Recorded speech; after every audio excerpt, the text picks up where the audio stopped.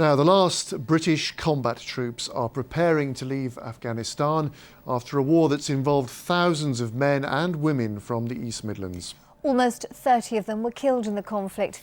And this week we're meeting 3 of the families they've left behind. 24-year-old Marcin Wojtak came from Leicestershire. His mother's been speaking to our social affairs correspondent, Jeremy Ball.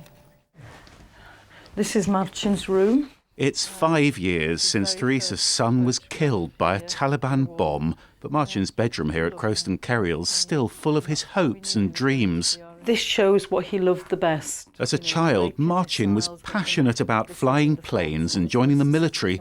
He was a passionate Leicester City supporter.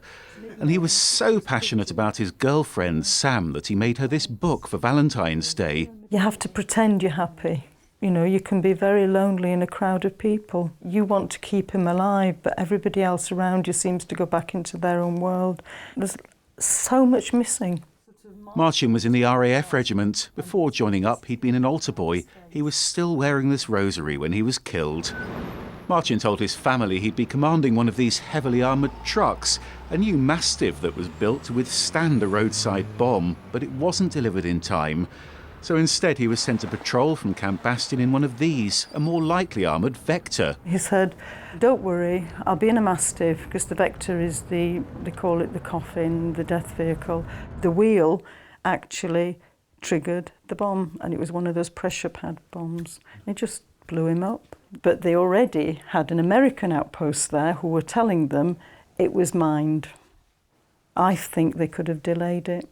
Marcin's inquest in Loughborough found that he'd been unlawfully killed by insurgents, but his family still feels the military could have done more to protect him and to tell them what happened.